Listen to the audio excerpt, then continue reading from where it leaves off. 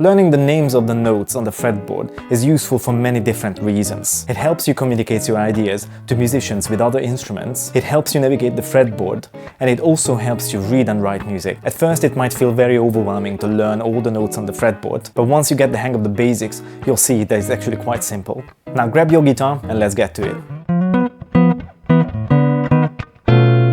Hello everyone, this is Guitar Tips with András. In today's video, we're going to explore how to navigate the fretboard using musical notes. I offer online guitar lessons, so if you need any help, reach out to me on my website and get 50% off your first guitar lesson. So what are musical notes? To put it very simply, if you play a string, you make it vibrate, which makes a sound, and we call that a musical note. So what happens when you fret a string? By fretting the string, you actually make the vibrating part of the string shorter, and the shorter the string, the faster the vibration and the higher the musical note is going to be. Of course, this is a massive oversimplification of what's happening under the hood, but this is what you need to remember. If you move your finger to the right,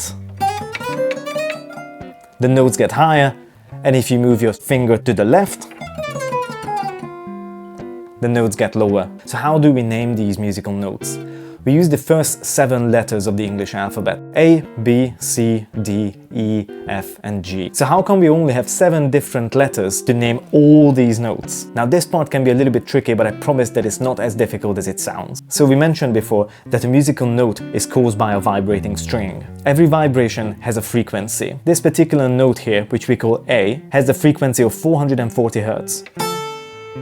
And if I move along the fretboard until I find the very next note that's also called A, which is on the 17th fret of the same string, that note has the frequency of 880 Hz. This is exactly the double of the frequency of this previously played A note. You can also hear that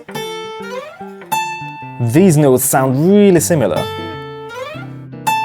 It's just that the latter is a little bit higher. In music, we say that these 2 notes are an octave apart. The only thing you need to really remember from this is that if you find 2 notes who sound pretty similar, but one is higher than the other, then chances are they're called the same, but they are in different octaves. So that's how we can use the same 7 letters to name all the different notes on the fretboard. Now let's talk about the names of the strings. This string is called an E string, because if you're not fretting it anywhere, it produces an E note. This string is called an A string, because if you're playing it as an open string, it produces an A note. This is a D string, this is a G string, this is a B string, and this is another E string. As you can see, we have 2 different E strings, but one is in a higher octave. Because of this, we call this string a high E string and this a low E string.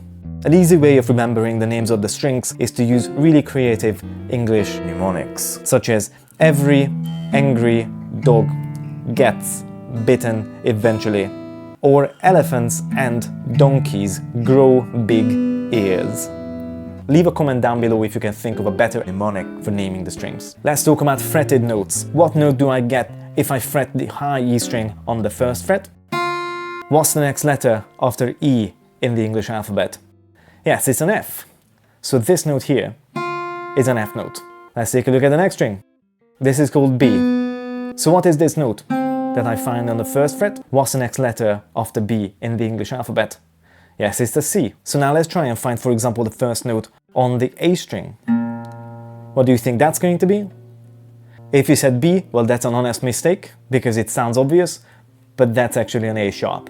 In order to proceed, we need to discuss something really fundamental to music theory, and that's the fact that not every 2 notes are exactly the same distance apart. The rule of thumb is that you always get an extra note in between every single note pair, apart from B and C, and E and F. So BC and EF, these 2 note pairs, they're really close to each other. All the other notes are a little bit farther apart, so there's something else going in between them. So what's that note that exists between A and B? That's either a sharpened version of A or a flattened version of B. So the note on the 1st fret of the A string is called an A sharp or B flat. The 2nd fret is called a B.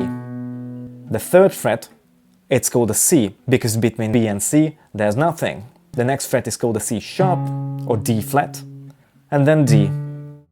D sharp or E flat, E, and F. Okay, so between E and F and between B and C, there's nothing. Let's move on. F sharp, G, G sharp, and A. So as you could hear, upon reaching the G note and playing the sharpened version of it, the very next note was A, so we went around this musical alphabet.